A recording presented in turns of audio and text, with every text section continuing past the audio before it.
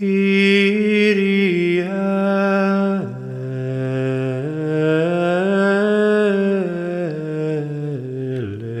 eleison. Kyrie eleison.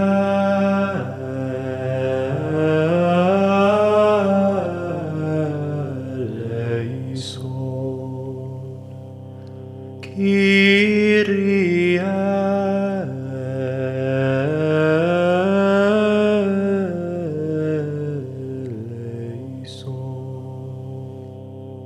Christe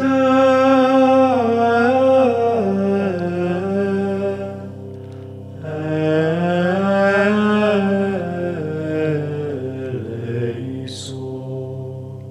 적어도 악마들은 이 작은 책이 세상의 빛을 받지 못하게 어두운 구석이나 괴짝 깊은 곳에 처박아 두게 하고, 더욱이 이 책을 읽고 행동으로 실천하는 사람들을 붙잡아 박해할 것이다.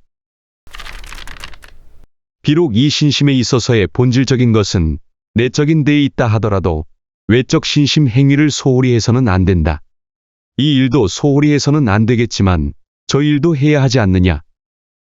외적인 신심 행위들은 내적인 것들을 도우며 감각적인 사람들로 하여금 그가 해야 할 것이 무엇인지를 깨우쳐주고, 또한 그 외적 신심 행위를 보는 사람들을 교화시키는 데 적합하기 때문인 반면, 내적인 실천들은 이러한 역할을 하지 못한다.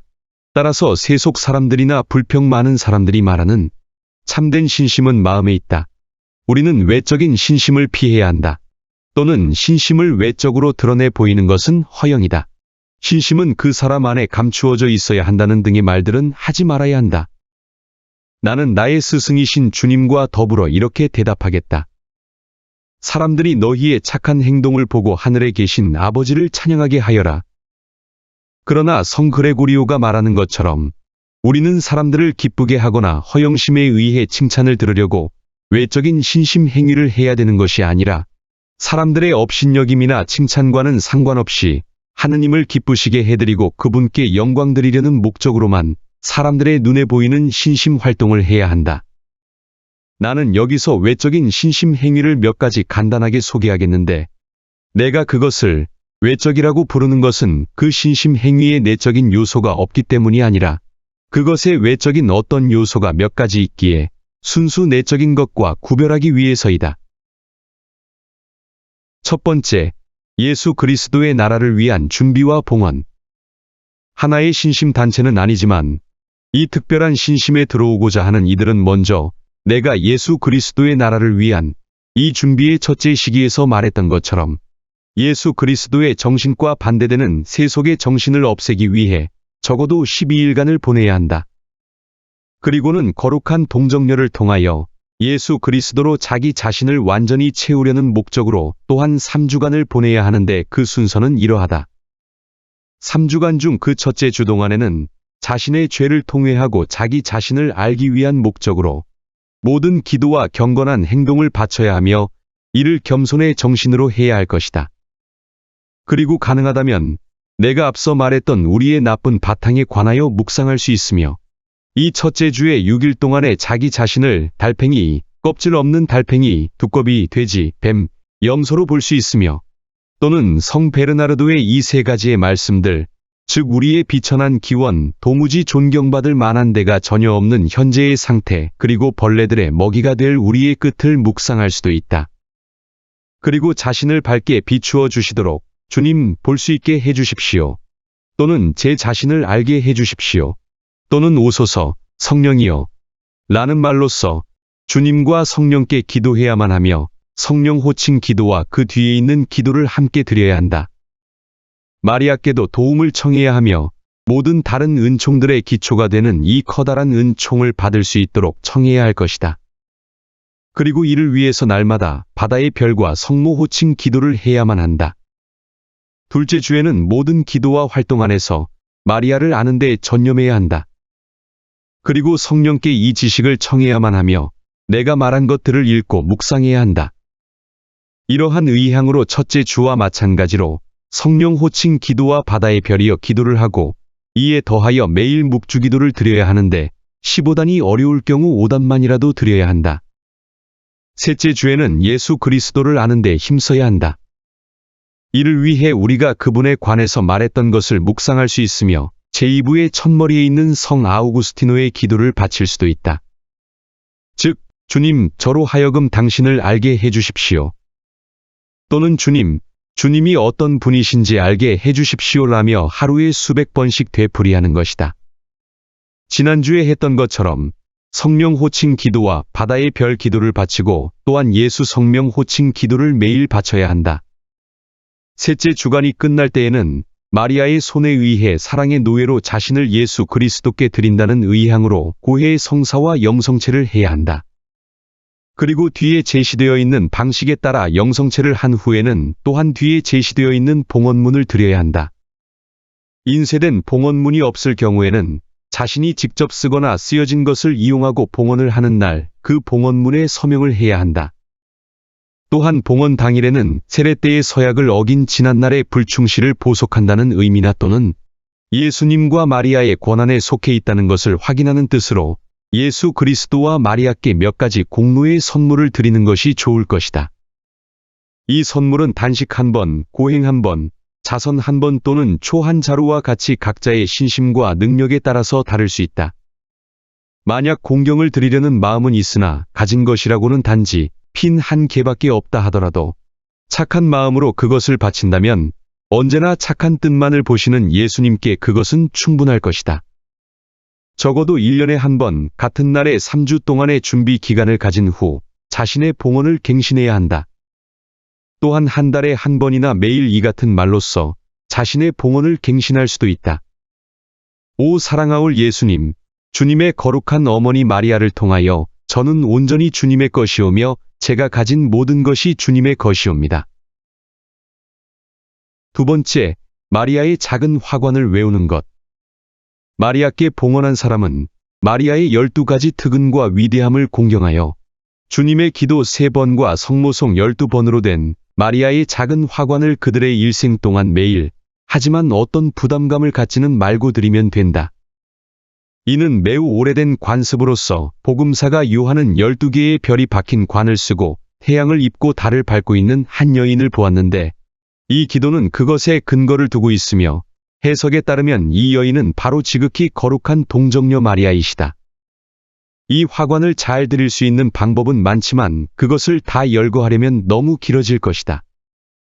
이 신심에 매우 충실한 사람들에게는 성령께서 가르치시겠지만 그래도 간단히 말해본다면 지극히 거룩하신 동정녀 마리아님, 제가 당신을 찬미하게 하시고 당신의 원수들을 대항할 수 있는 힘을 제게 허락해 주소서 라는 말로 기도를 시작해야 할 것이다.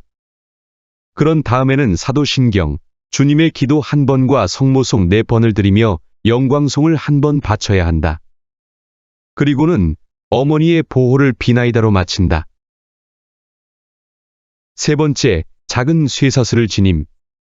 마리아 안에서 자발적으로 예수 그리스도의 노예가 된 사람들이 그 표지로서 강복된 작은 쇠사슬을 지니는 것은 그들에게 지극히 영광스러운 일이며 매우 거룩한 행위이고 유익한 것이다.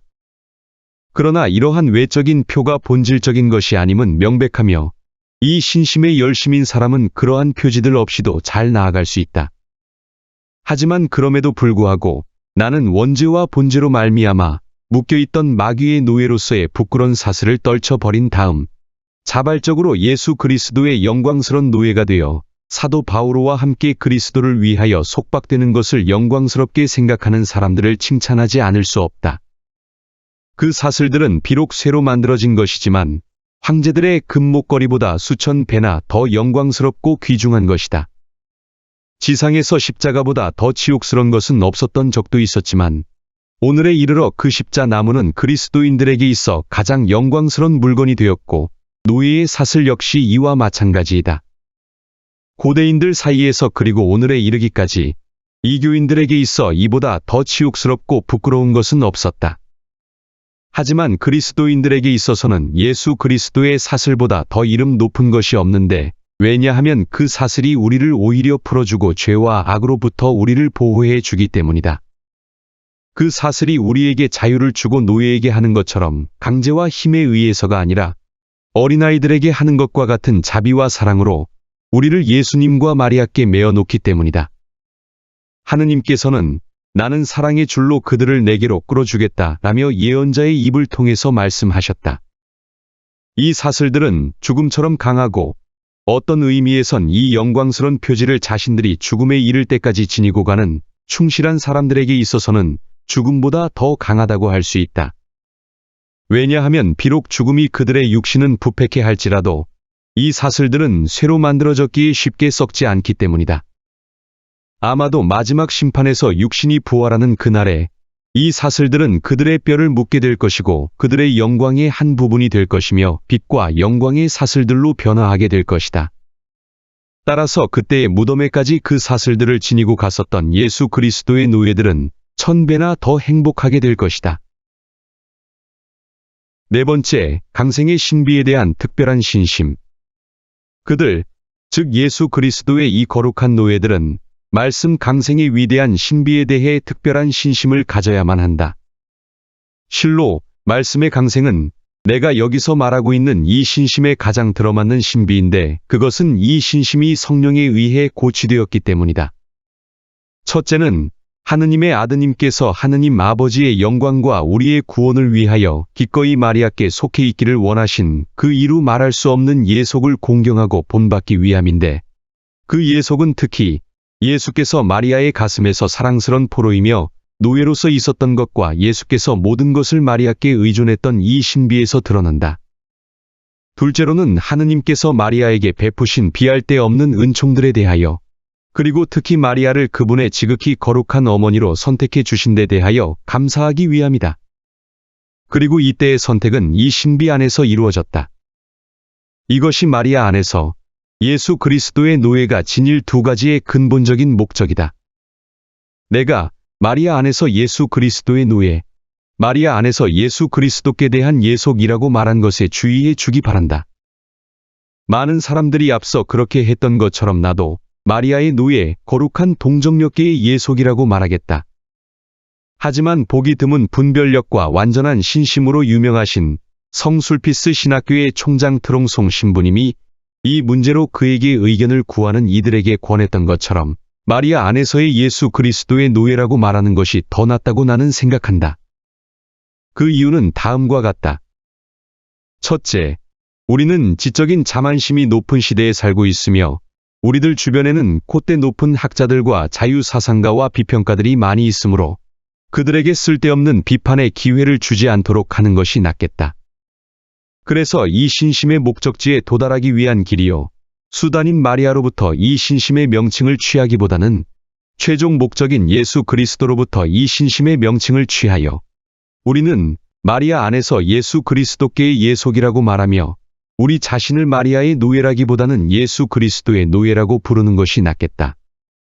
내 자신이 그렇게 하고 있는 것처럼 비록 실제에 있어서는 그 어느 쪽이든 상관이 없지만 예를 들어 어떤 사람이 앙보아제의 길로에서 오를레앙에서 투르로 간다고 할 때 그는 앙보아제로 가고 있다거나 또는 투르로 가고 있다고 말할 수 있으며 그는 앙보아제에 가는 여행자이다, 투르로 가는 여행자이다고 말할 수 있다. 하지만 이 표현들에 있어 앙보아제는 단지 투르로 가는 직선길일 뿐이며 그의 여행의 최종 목적지는 투르라는 차이점이 있다.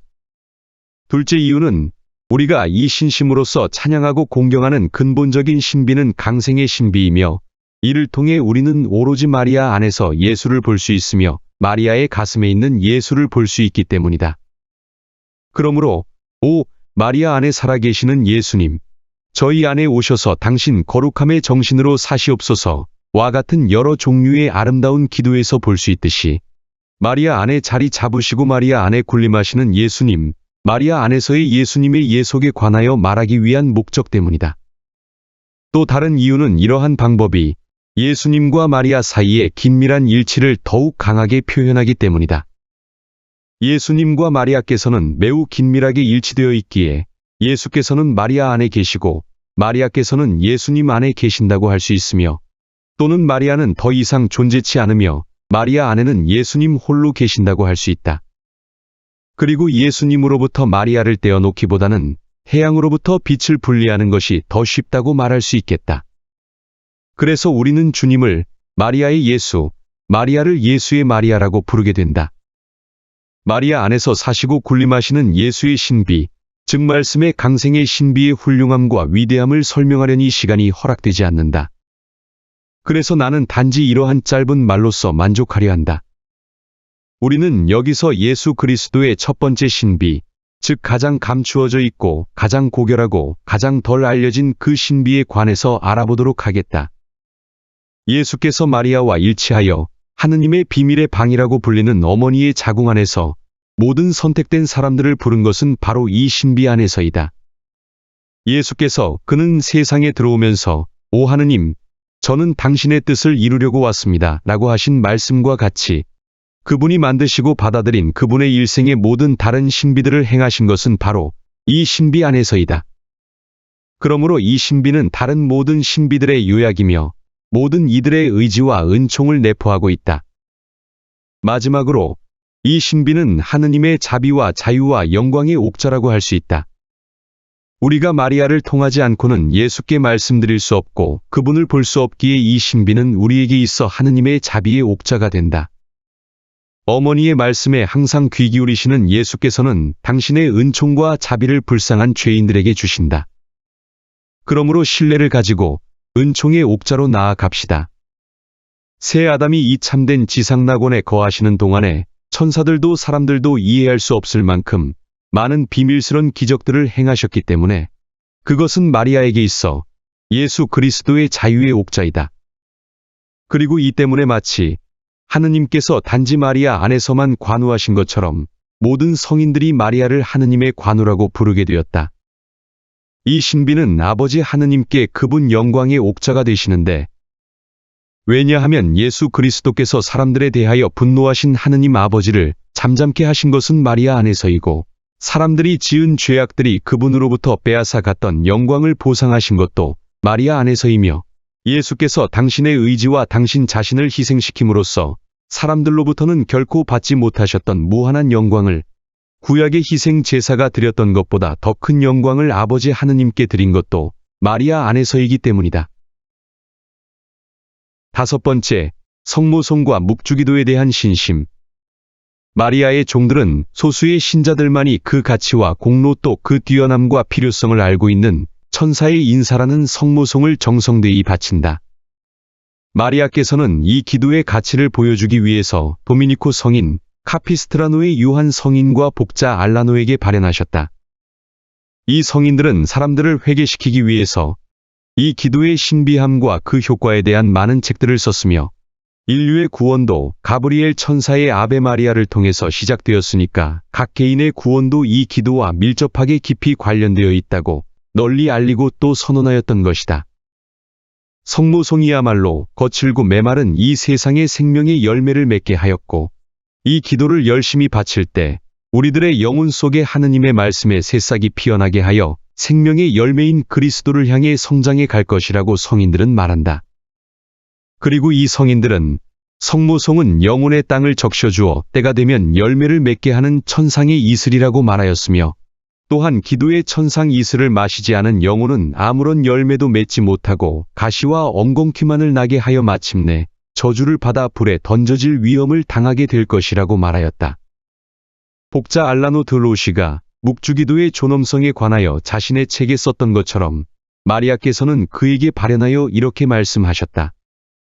나의 아들아, 전 인류에게 구원을 들려준 가브리엘 천사의 인사말을 바치는 것에 누가 만일 불쾌감을 갖는다든지 성모송을 외우는데 무성의하고 태만하든지 하면 그것은 영원한 구원에 있어서 위험한 징조임을 모든 사람에게 알려라. 마리아의 이 말씀은 우리가 만약 이 성인과 도미니코 성인 그리고 그 후에 여러 세기에 걸친 경험들이 이를 증명해 주지 않는다면 우리에게 대단한 위로가 되면서도 무서운 말이기도 하다. 그래서 이단자나 무신앙인 또는 교만한 자나 세속의 자녀들이 묵주기도를 싫어하고 마리아를 멸시해 온 것은 누구나 다 아는 사실이다. 이단자는 그래도 주님의 기도는 외우지만 성모송이나 묵주기도는 외우지 않는다. 그들은 그것을 싫어하기 때문이다. 가톨릭 신자들 중에서도 교만한 사람들은 그들의 아비인 루치페를 따라 성모송을 멸시하고 냉대하여 묵주기도는 무식하고 교양 없는 사람들에게나 어울리는 것이고 주로 여자들이나 하는 기도라고 생각한다. 하지만 이와는 정반대로 하느님의 진실한 자녀들은 성모송을 좋아하고 소중히 여기며 그의 참다운 뜻을 알고 기꺼이 성모송을 바친다. 하느님의 종이 되면 될수록 이 성모송을 즐겨 바친다. 이는 또한 마리아께서 복자 알라노에게 명백히 알려주신 사실이다. 그 이유를 묻는다면 나는 잘 모르나 사실 그렇다는 것만을 알 뿐이다. 어떤 사람이 하느님의 사람인지 아닌지를 알아보기 위해서는 그 사람이 성모송이나 묵주기도를 좋아하는지를 알아보는 것보다 더 정확한 방법은 없다고 생각한다. 성모송이나 묵주기도를 좋아한다고 말한 것은 어떠한 부득이한 이유로 성모송이나 묵주기도를 바치지 못하는 경우가 있을 수도 있기 때문이다. 그러나 비록 성모송이나 묵주기도를 바치지 못하더라도 그것을 좋아하는 사람은 역시 좋아하고 다른 사람에게도 권유하기 때문이다. 마리아를 통해서 예수님의 종이 된 선택된 영혼들아, 성모송은 주님의 기도 다음으로 모든 기도들 중에서 가장 아름다운 기도임을 잊지 말아라. 성모송은 그대들이 마리아에게 바칠 수 있는 가장 완전한 찬미이다. 왜냐하면 그것은 하느님께서 마리아의 마음을 얻기 위해 대천사를 통해 보여주셨던 바로 그와 똑같은 찬미이기 때문이다. 이 찬미는 그 안의 신비스러운 매력으로 말미암아 마리아의 마음을 사로잡았던 것이다. 즉 깊이를 알 수 없을 만큼 깊은 마리아의 겸손에도 불구하고 동정녀 마리아는 영원한 말씀이 사람이 됨을 즉시 승낙하셨던 것이다. 여러분들도 이 성모송을 올바르게 잘 바치면 틀림없이 마리아의 마음을 움직이게 될 것이다. 성인들의 말에 의하면 주의 깊고 경건하게 또 정숙하게 바쳐진 성모송은 마귀들을 몰아쫓는 마귀의 적이 되고 마귀들을 분쇄하는 망치가 되며 영혼들에게는 성화의 도구가 되고 천사들에게는 기쁨이 되며 또한 성모송은 선택된 사람들의 노래이고 신약의 찬미가이며 마리아의 환희이고 삼위일체이신 하느님의 영광이기도 하다. 성모송은 영혼을 풍성하게 하는 천상의 이슬이고 마리아에게 드리는 정결한 사랑이며 마리아에게 선사하는 타는 듯한 붉은 장미와 귀중한 보석과 신주와 신약으로 가득 찬 그릇이다. 그런데 이러한 모든 비유들은 성인들의 입에서 나온 말씀들이다. 그러므로 예수님과 마리아에 대하여 내가 가진 사랑에 의해 여러분들에게 간청하는 바는 매일 묵주기도를 하되 시간이 있으면 매일 15단 또는 20단을 바치라는 것이다. 그러면 여러분들이 죽을 때 나의 이 말을 믿었던 그날과 그 시간을 고맙게 여기게 될 것이다. 그리고 여러분들이 예수님과 마리아의 축복 속에서 씨를 뿌려 놓았기 때문에 천국에서는 영원한 축복이 여러분들의 수확이 될 것이다. 6번째, 성모 찬송에 대한 신심. 오한이의 복녀 마리아와 다른 많은 성인들의 모범에 따라 마리아의 종들도 하느님께서 동정녀 마리아에게 주신 은총에 감사하기 위해 자주 성모 찬송, 마니피캇을 노래하도록 노력하지 않으면 안 된다. 마니피캇은 마리아가, 엄밀히 말하면 마리아의 태중에 있던 예수께서 마리아의 입을 빌려서 지은 유일한 기도이며 작품이다. 그것은 은총의 율법들 중에서 하느님께서 받아들인 가장 아름다운 찬미가이며 지극히 겸손하고 감사에 충만한 찬미가이면서 또한 찬미가들 중에서 가장 숭고하고 의기충천하는 노래이다. 또 이 찬미가 안에는 천사들도 파악할 수 없는 심오한 신비들이 가득 숨어 있다. 경건하고 박식한 학자 제르송은 생애의 대부분을 저작에 바쳤으나 만년에 이르러서는 자신의 모든 저서들을 장식하기 위해서 놀라운 감격 속에서 마니피캇의 해설을 저술하기 시작했던 것이다. 그런데 그가 저술한 이 책들은 하느님을 찬미하는 이 아름다운 찬미가가 얼마나 놀랍고 훌륭한가를 우리에게 보여주고 있다. 그는 또 마리아께서 스스로 이 기도를 자주 하셨고 특히 영성체 후의 감사의 기도로서 마니피캇을 불러 기도했다고 기록하였다. 벤조니우스는 마니피캇 해설서에서 이 찬미가에 의해서 일어났던 여러 가지 기적들을 말하면서 이 찬미가의 소리, 즉 주님은 전능하신 팔을 펼치시어 마음이 교만한 자들을 흩으셨습니다를 부를 때는 마귀들이 뿔뿔이 흩어져 달아났다고 말한다. 마지막 7번째, 세속을 업신여김. 마리아의 충실한 종들은 부패된 세속을 미워하고 멸시하고 피하며 이를 위해서 내가 이 책의 첫 부분에서 말한 세속을 업신여기는 데 대한 실천 사항들을 행하지 않으면 안 된다.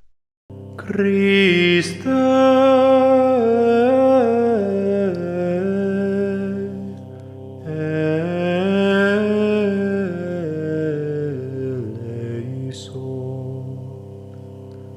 Christe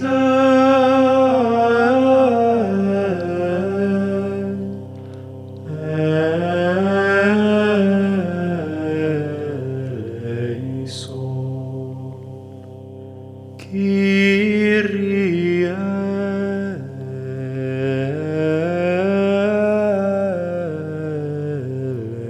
eleison. Kyrie